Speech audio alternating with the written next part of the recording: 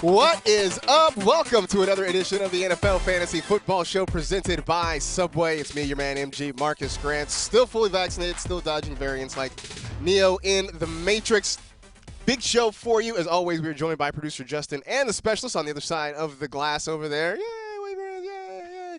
I was joking that they're going to make a Marvel movie about them called the Special. You know, it's going to be the sequel to Eternals. It'll be Specialist. Okay. That's what it's going to be. Right, yeah. So, of course, I'm joined here to my left by the one and only Michael F. Florio. And you've had an upgrade on the wrist brace there, man. Yeah, this one is, I usually take it off for tapings, but I just figured I'd leave it on today. I found out yesterday, like a couple more weeks and I'm good. Sweet. I could take it off. I cannot wait. That's going to be great when you have, like, use of both your hands. Yeah, it's weird just having, like, 4 fingers on this hand. And so I'm very much looking forward to it. We are looking forward to that as well. We got plenty to talk about. We're going to ask the question, is it time to worry about Jalen Hurts? We'll have your sleepers for Week 10, and, of course, we're going to go through all the games on the Thursday and Sunday schedule. But first, let's get going with some fantasy headlines, if we will. We will start in Cleveland, where COVID-19 once again has raised its ugly head. Nick Chubb, Demetric Felton have tested positive for the virus.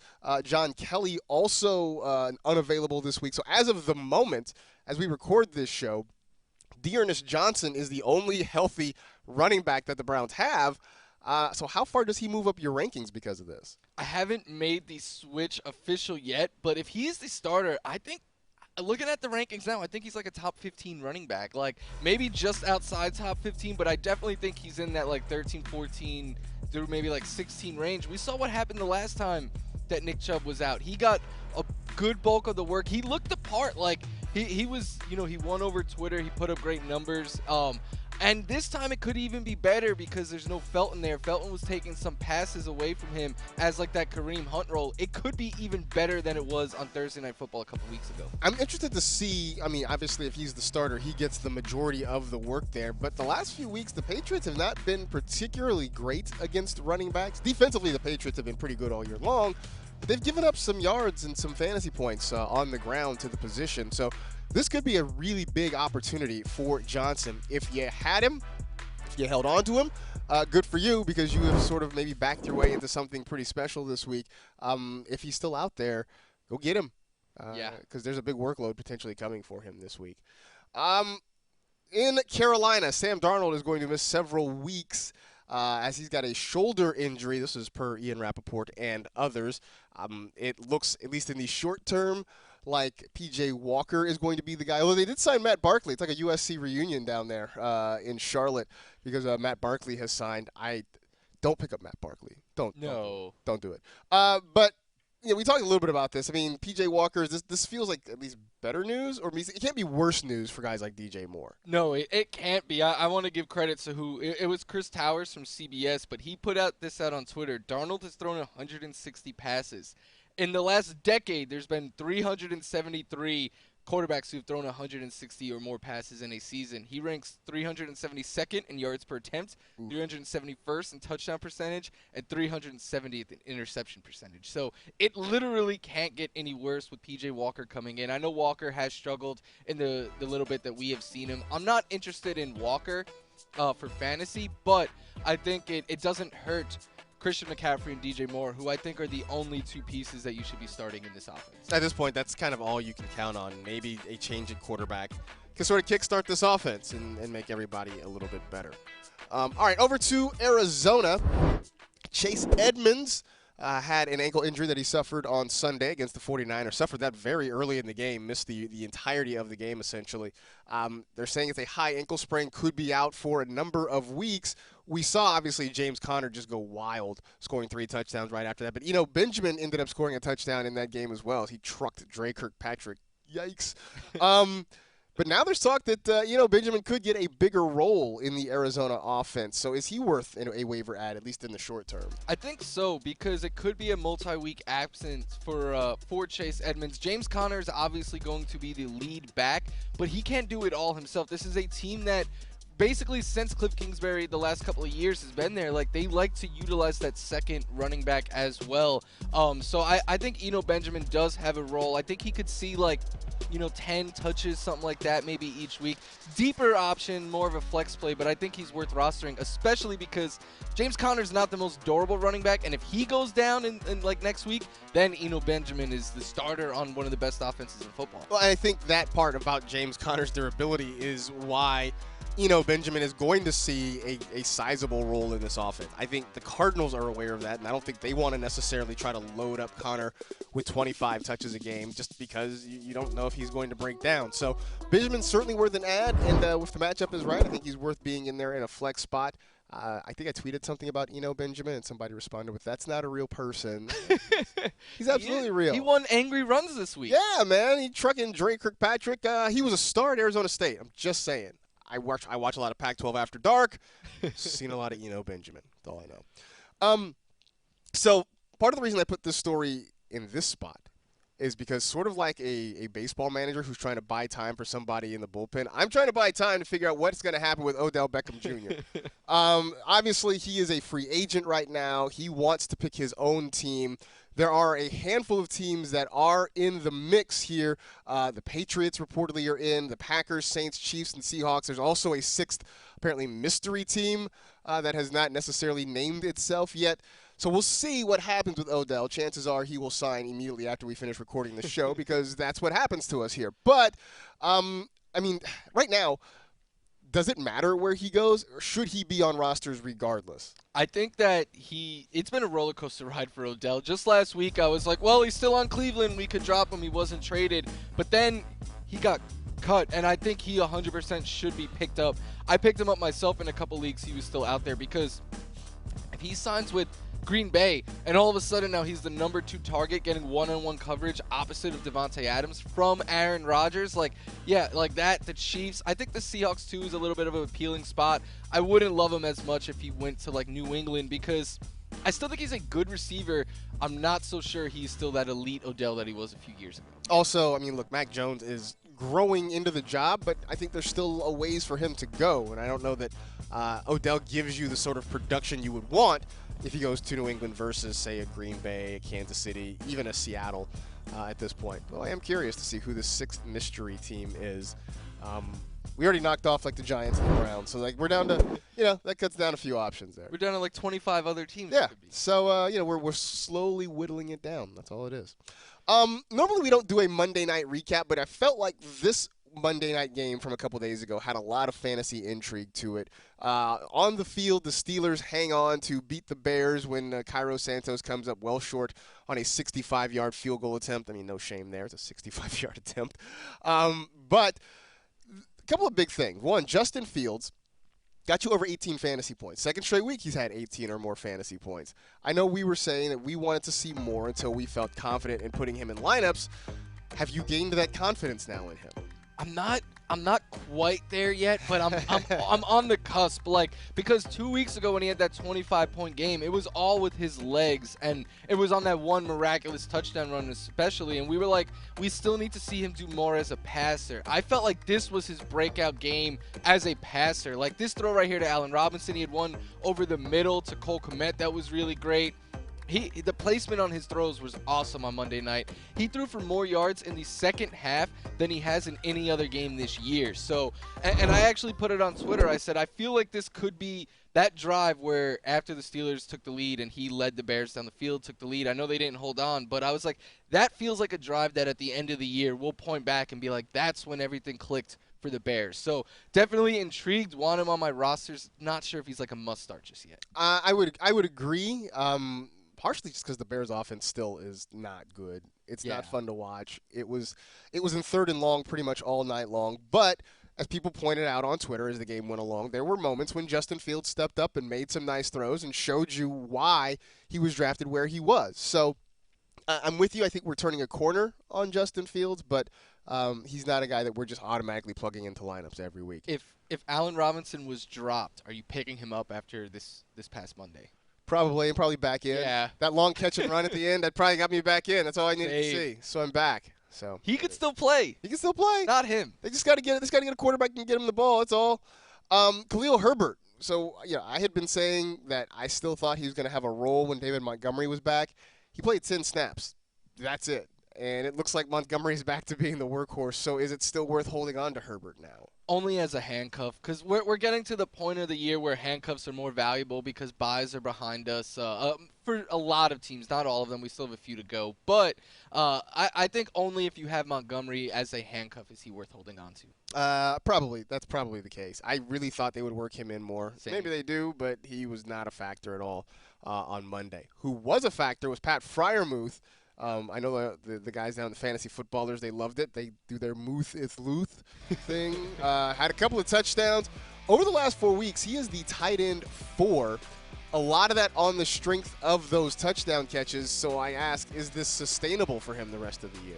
I mean, I don't think he's going to catch 3 touchdowns every 2 games, but I'm intrigued with him. I think he is one of those like high-end tight end 2s that when he catches a touchdown could be a tight end 1. I don't see how they could take him off the field for Eric Ebron at this point. So I am intrigued. I think he's worth rostering, but I don't think what he's given us the last 2 weeks is sustainable. I think part of the reason we sort of liked him is just, matchups and that sort of thing. I mean, he's getting targets. He's not necessarily getting a ton of yards, mostly because Ben's not throwing for a ton of yards, so that's going to be a problem. But I always say this, we're thirsty for tight ends, and anybody who catches the football and anybody who catches touchdowns, they're going to be interesting for us, and that's where Pat Fryermuth is. Ben looked like he put everything he had into that one pass, 40 yards, and I'm like, man, we see quarterbacks flick their wrist for 40 yards. This guy is all out heaving the ball. It's whole body throws for Ben Roethlisberger. It's brutal to watch him. Like him moving around in the pocket, it's getting tough to watch. I mean, he was never the most mobile guy to begin with, but now it's rough. It's rough. We do have some teams on a bye. 4 teams are on a bye in Week 10. They are the Bears, the Bengals, the Texans, and the Giants. Some of the notable players that will be off this week at quarterback, you got Joe Burrow and Justin Fields. Your running backs missing time, Joe Mixon, Saquon Barkley, David Montgomery, who we just got back in our lives.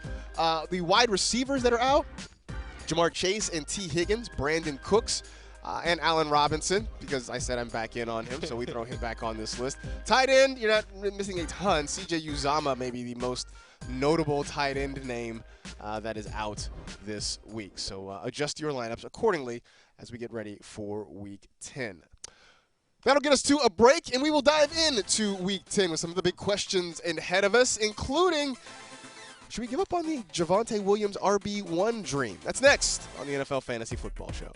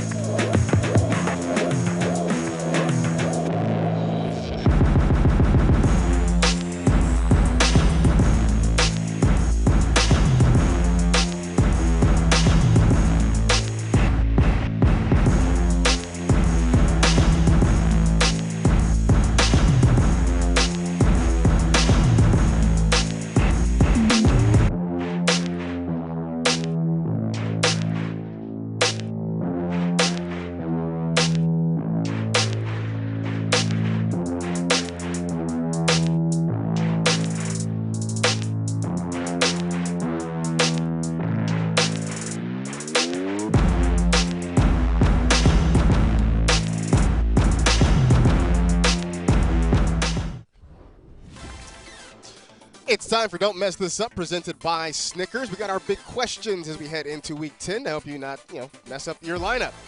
First one.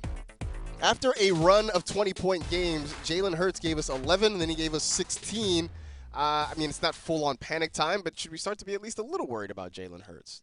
I'm not too worried about him for fantasy. I still think he'll be around 20 points each week, I think. Last week was a closer game, and what we've kind of learned is, like, when the games are close or Eagles are playing with the lead, it's bad for Jalen Hurts. You need him in, like, super catch-up mode, so I'm not panicking just yet. I will say, though, I don't love the matchup this week against Denver.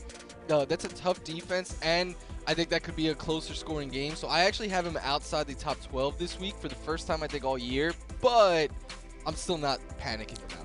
I think the reason to not panic is mostly because this is probably about what we should have anticipated from him to begin with. That run of 20-point games, I think we all knew was unsustainable, especially when there were times he was in the third quarter with like 5 points, right, or something like that, and he somehow gets you 20. Like that wasn't sustainable throughout the year. So maybe we don't panic on him yet, and maybe he goes back to being kind of the matchup-based guy that we sort of thought he would be at the start of the year. So it's not you, Jalen. It's us, actually, in this situation.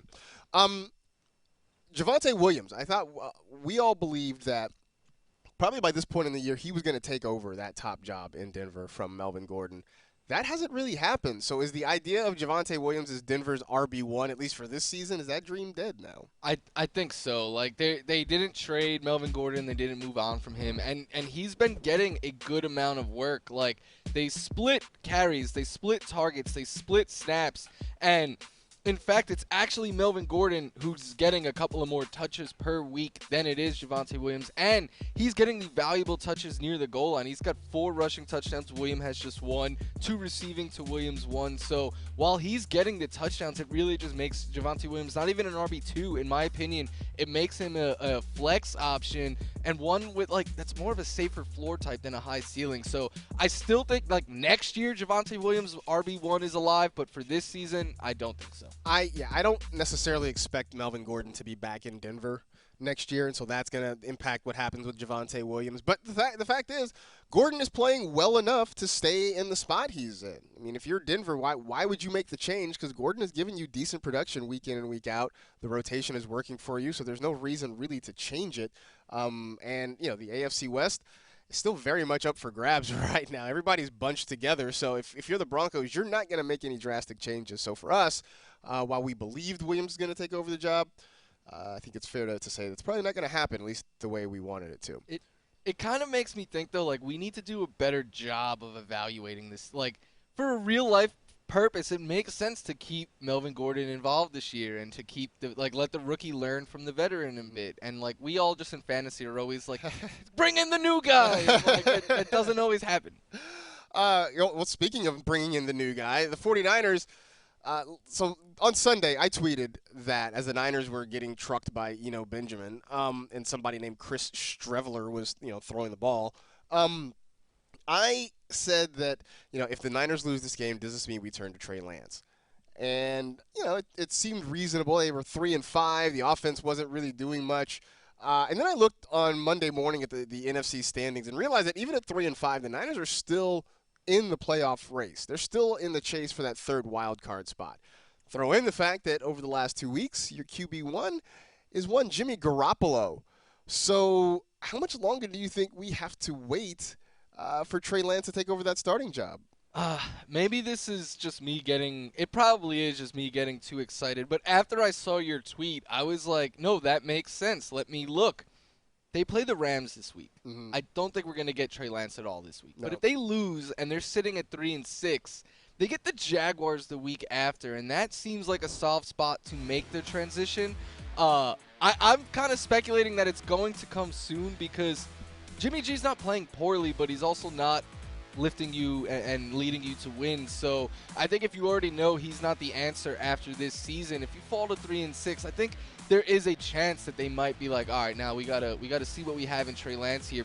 But maybe not. Maybe they view it as the Jaguars are a chance to get back in the race. I'm not sure. So this is where obviously look, the coaching staff and the front office isn't taking notes from the fan base, but the fan base is already crying out for Trey Lance. we sort of know what Jimmy Garoppolo is. We've seen this movie. Let's see what the young kid can do. But Kyle Shanahan has been very hesitant to really turn things over to the rookie, and so I think they're going to try to ride with Garoppolo as long as possible.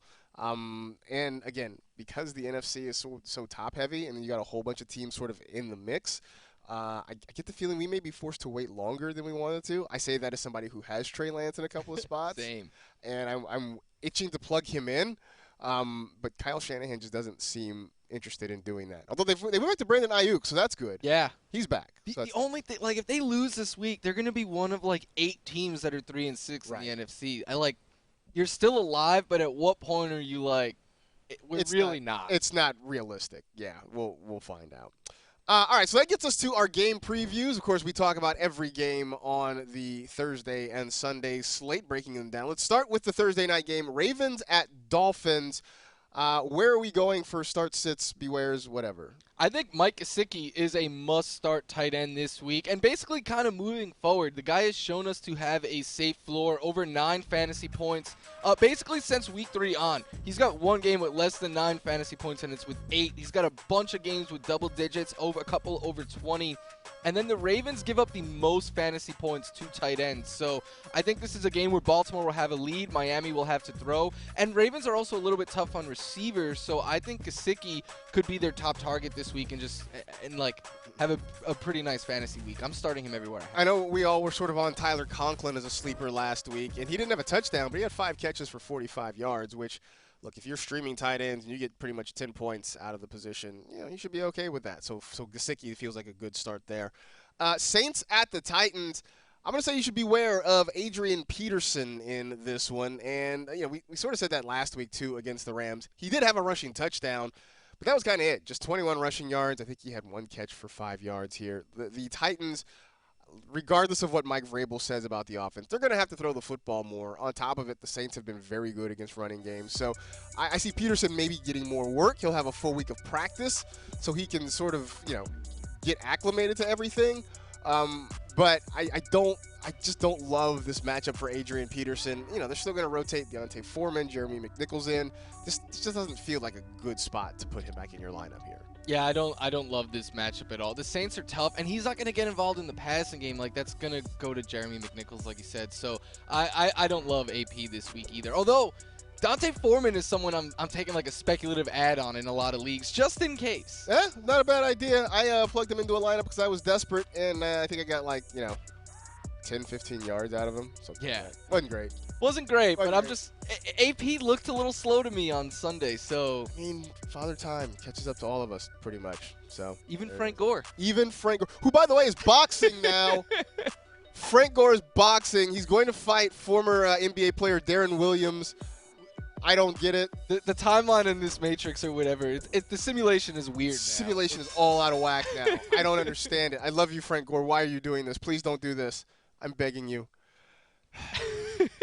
Man. Do you think he backs out if he gets an NFL offer? Oh, yeah, absolutely. I think so, too. Absolutely. If somebody calls, then maybe the Browns call because they need running back. Yeah. The Browns call, then I think the fight's off. Browns, do us a solid, please. All right, time for a break. We'll come back. We will dive more into the game preview, so stay tuned for that on the NFL Fantasy Football Show.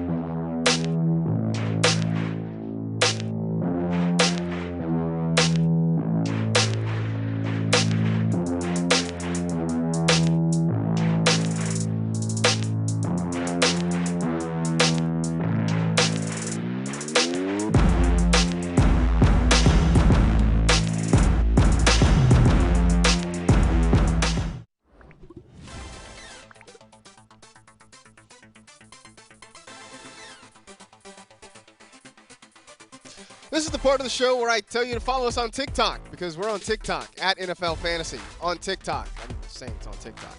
And then there's this, right? There's me on TikTok at Marcus Grant.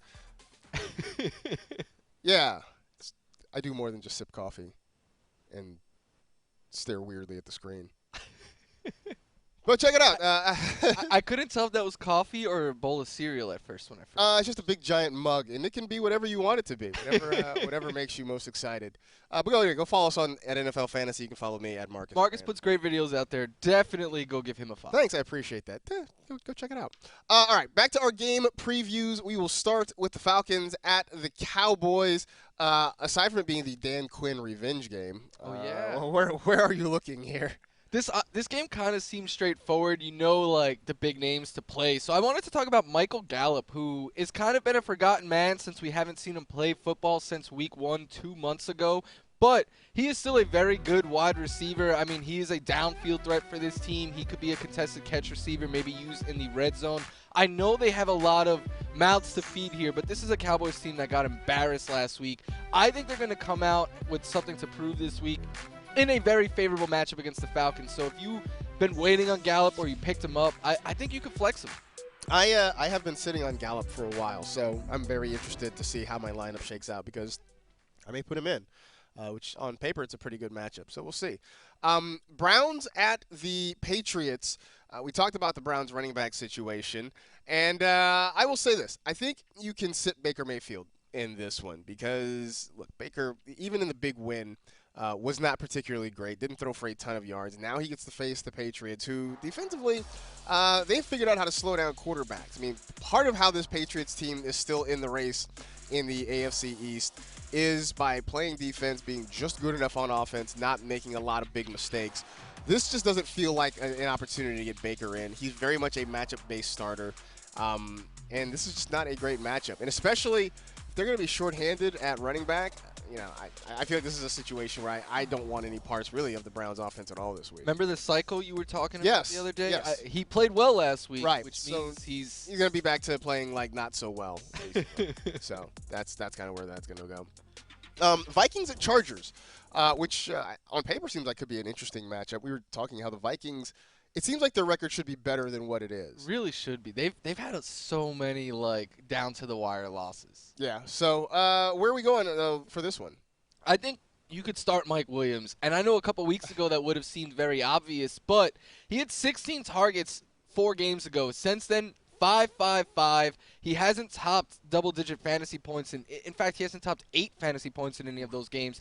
But I still think Mike Williams, in a favorable matchup like this against the Vikings, who are in the top 10 in fantasy points allowed to receivers, I think he can still get the job done there. I don't love that Keenan Allen is getting all the volume, but we saw last week he is still the receiver they will use to take shots down the field. He just needs to connect on one of those and get back into our good graces in fantasy. So I'm still starting him where I have him, which is in a lot of leagues. So, I mean, I feel like, you know, he was way above expectations before, and he's been below expectations the last few weeks. So now, hopefully, he kind of course corrects. He's not a wide receiver 1 like we thought early on, but I don't think he's someone that should be on the waiver wire like he's been the last couple of weeks. Right. Exactly. No, I agree with that.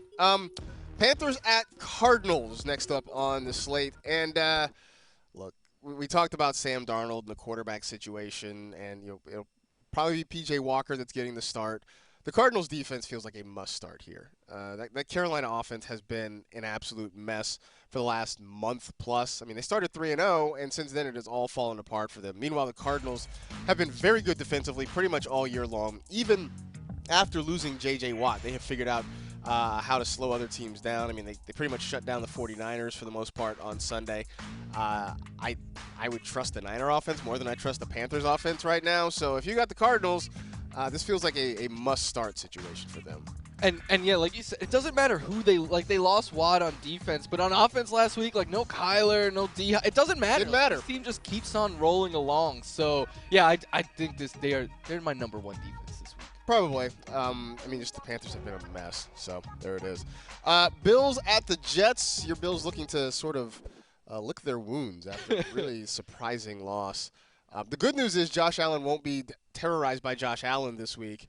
But what fantasy things should we be doing here? The real good news is I don't have to keep hearing about how Josh Allen had a better day than Josh Allen. But I think in this one you could start Devin Singletary. In fact, I have him, as of right now, ranked ahead of some big names like Antonio Gibson because right now Zach Moss is still in the concussion protocol. If he comes out and does play this Sunday, that obviously lowers Devin Singletary a good amount. But if he is the lead back, it could be a monstrous day for him. The Jets allow 39 fantasy points per game to running backs. No other team is allowing over 30. So they are by far the best matchup. They allow the most catches, the most yards, the most touchdowns. You pick a stat, running backs have gashed the Jets this year. And what I really like is Devin Singletary last week had 8 targets.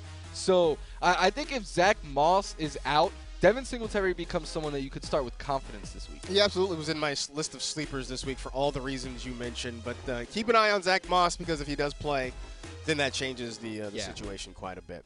All right, so those are some of our starts and sits. We'll have more a little bit later on in the show. But if you want even more than that, you should check out the Stardom Situm Show, which airs 4 p.m. Eastern on Thursdays in the NFL Fantasy app, the NFL app, NFL.com YouTube channel.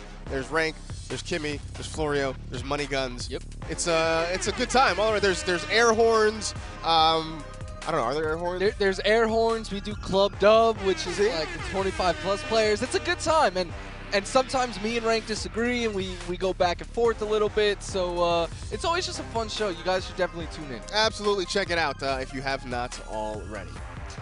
That'll get us to another break, and when we return, can we keep counting on Dallas Goedert to give us consistent production in fantasy football? We will dive into that after the break on the NFL Fantasy Football Show.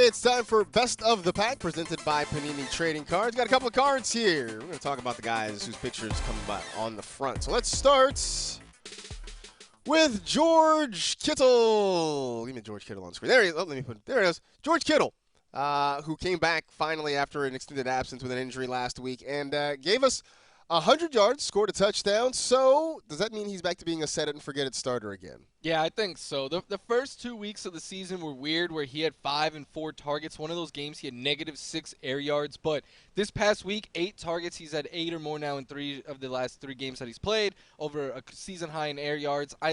He's back to a top 3 tight end up there with Kelsey and Waller that you start him and you never think twice. I mean, that was the reason you spent a lot of draft capital to get him, was 4 games like we saw from him on Sunday. So hopefully he's healthy. and the Niners keep using him the way they have in the past. They play on Monday night, by the way, against the Rams. We'll talk about that on Monday's show. Next up, though, the Eagles and the Broncos, they play on Sunday, and that gets us to Dallas Goedert, who really seems to have thrived now that Zach Ertz is in Arizona. So, can we rely on Dallas Goedert for consistent volume and production the rest of the way? I think so. I think in this Eagles passing game, it's Goddard and Devonta Smith, and that's kind of it. Like, those are the two unquestioned target. I don't think he has, like, the highest ceiling, but I think he's, like, a reliable tight end that could give you double digits around, like, 10, 11, 12 fantasy points each week, maybe a little bit more if he catches a touchdown. And that's consistency is the hardest thing to find at the tight end position, so he's giving it. That we should celebrate that. We absolutely should. And this is what I think we wanted for Dallas Goedert from the start of the year, going back to the offseason when it looked early on like the Eagles were going to trade Zach Ertz before the season even started. Once we got into the year, Ertz was there. It became more of a a split situation. But now with Ertz gone, this is the Dallas Goedert show. And until they can find some consistent answers at wide receiver, not named Devonta Smith, there are going to be plenty of targets for Zach Ertz there. All right. That'll bring us back to our game previews. We'll get back in it with the Seahawks and the Packers. And Russ is telling us he's back, so that means he's back in our lineups, right? Yeah, I start Russell Wilson. I know it might sound a little obvious, but people sometimes get scared of playing a player their first game back off of an injury. Russell Wilson has been cleared by his personal doctor, by the Seahawks doctors. He's cleared by me to get back in the starting lineup. So if you've been waiting on Russ, some people were able to get him off the waiver wire. What? Get him back in your starting lineup right. Yeah, he was dropped in a couple of – I don't know why, but people dropped him. I am floored by that. Why would you drop Russell Wilson? But, yeah, if he's back and he's playing for the Seahawks, he's playing for you. I believe some of the Twitter doctors out there, too, probably cleared him, too, which that is a whole weird phenomenon of, like, the Twitter doctors out there. I don't get it. I am not a doctor. I didn't even stay at a Holiday Inn Express last night. But we'll see how this goes. Jaguars and the Colts next up. And a must start is Carson Wentz, because we keep talking about how solid and consistent he has been. You can pretty much plug him in and set it at 17 points and then hope he goes over that. Now, a little bit of a wrinkle. I don't know if you saw some tweets this morning that he and his wife are expecting a child sometime this weekend potentially. He says the call could come at any moment, but he also told Frank Reich that he is playing with his wife's blessing. So, I don't know if you believe in motivation or something. Maybe he has a little extra. Go out and show his kid how great dad can be. I don't know. But the other part of it, though, is that he's playing the Jaguars, and their defense is bad. So you're talking about a guy who has been a consistent producer over the course of the season, playing against a defense that has struggled to stop anybody. And look, maybe you're not starting Carson Wentz because you've got a Josh Allen or a Lamar Jackson or somebody like that. But if you are streaming quarterbacks, or you just have a quarterback you don't really love, Carson Wentz should probably be in your lineup this week. Yeah, completely agree. He's been really consistent, and I'm looking forward to this week being a storyline in the in-season version of Hard Knocks. We know that's going to be a thing. It's absolutely going to. I didn't think about that. That's right, because we get Hard Knocks in November, so this is totally going to be a storyline in Hard Knocks. How Carson Wentz plays during the birth of his child. There it is. Last one for this block. Bucks at the football team. What should we do here? You should start all of your Bucks. And this beat was a lot simpler yesterday before the news came out, because we learned today Chris Godwin is dealing with the foot, and AB and Gronk are still up in the air. But it's at the point, Marcus, where if those guys suit up, I'm starting them with, I'm not even going to think twice about it. The Bucks offense has just been rolling. And if those three sit, then I think you still start Brady, Fournette, Evans. Tyler Johnson becomes a deeper add that you can get there. So O.J. Howard, if Gronk sits.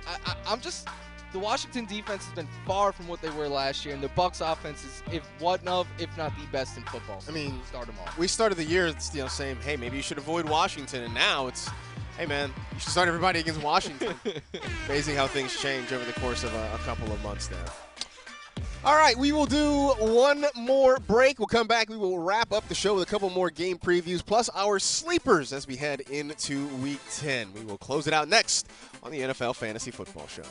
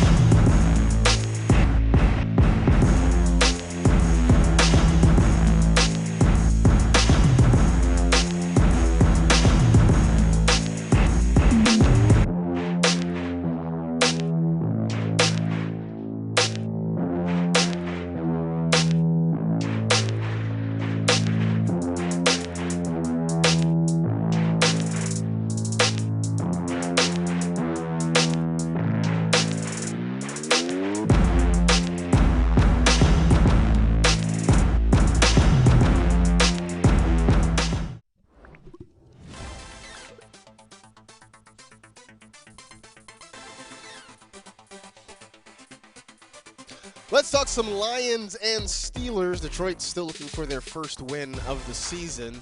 Like their chances this week against Pittsburgh. But I will also tell you to beware Pat Freiermuth, just because it feels a little bit like chasing the points after his big 2-touchdown game on Monday night.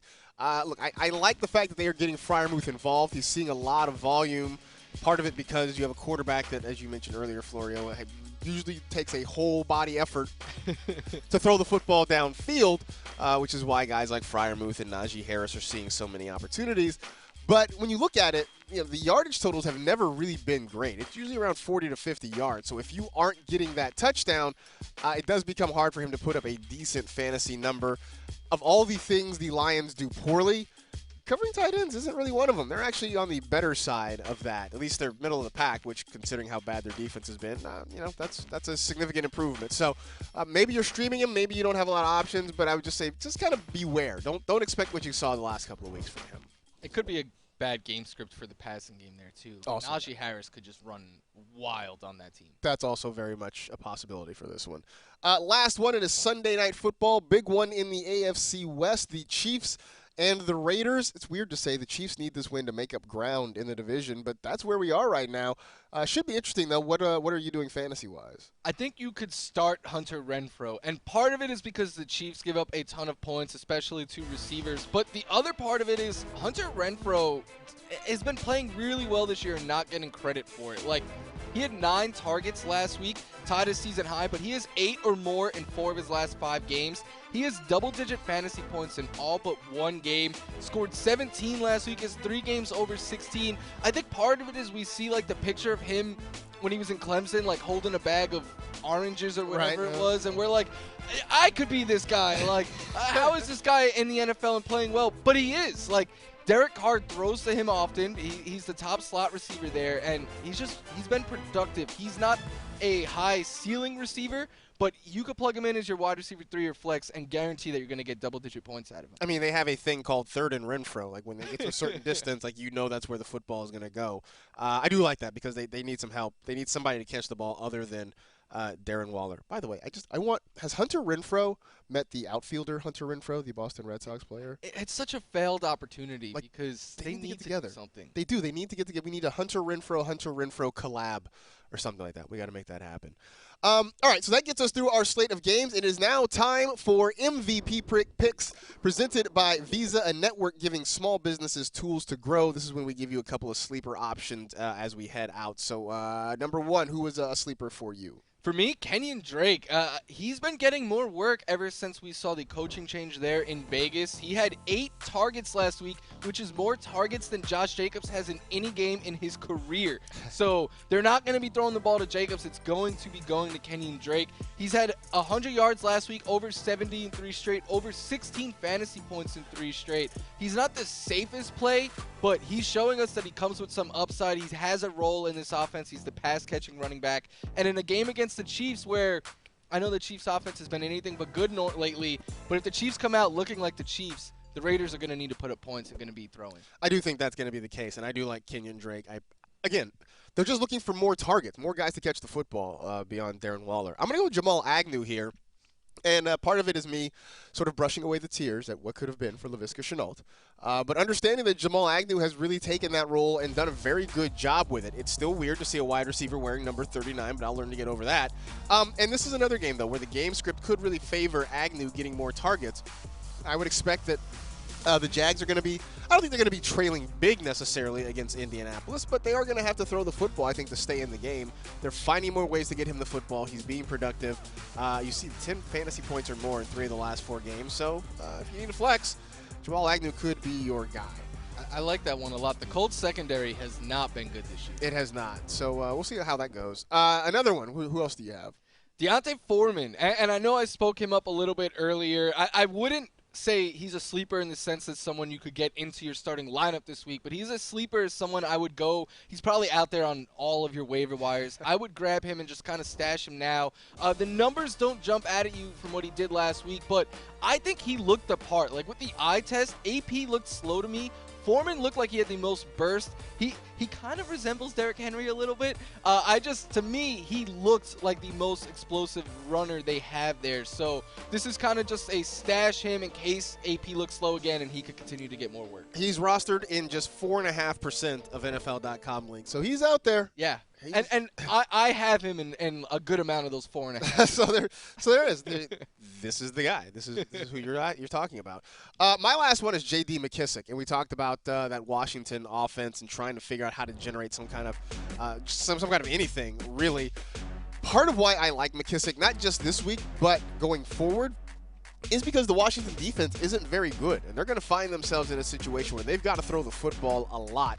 Now, at some point, you expect Antonio Gibson to get healthy and maybe get more work, but McKissic starting to kind of close the gap in snaps and in touches, and as long as the football team has to throw the ball, then he's going to be a very valuable part of it. And I don't know about you, I feel like this is a game where I think the Bucs are going to put it on them, and I think Washington's going to have to throw the ball a lot. And for a third straight year, the Bucs are allowing the fewest rushing yards to running backs, and what we've seen teams do in recent weeks is they just abandon the run and start dumping it off to their running backs.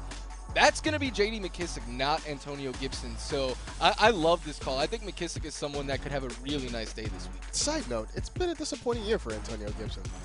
He's not – I know we could say the shin is hampering him, but, McKissic is getting all the passing game work, and Patrick Claybon knows I hate that, but it hampers Antonio Gibson. He's purely an RB2 right now. Just not at all what we were anticipating after his phenomenal rookie year. If you want more sleepers, you can check out my column. It comes out every week on actually Tuesday afternoon, Wednesday morning, though, if you want to be technical about it. NFL.com/sleepers. And then NFL Fantasy Game Day on Sundays. He's there. Kimmy Checks is there. Me and Rank occasionally stop by there and hang out and do things. There are Crocs. There are KFC Crocs. I am not making this up. They're plastic shoes with a little drumstick on the front of them. It's wild. You should come check that out. Starts at noon Eastern. You know all the places. The NFL Fantasy app, the NFL app, NFL.com, and YouTube. Come check us out as we get you ready for kickoff heading into Week 10. In the meantime, that is it. We are done. We appreciate you hanging out with the NFL Fantasy Football Show presented by Subway. You know the drill. Tell two friends to tell two friends. Rate, review, and remember, if someone owns a piece of land, do they own it all the way to the center of the earth? Be safe, take care of yourselves, get vaccinated, enjoy Week 10, and we will see you next week.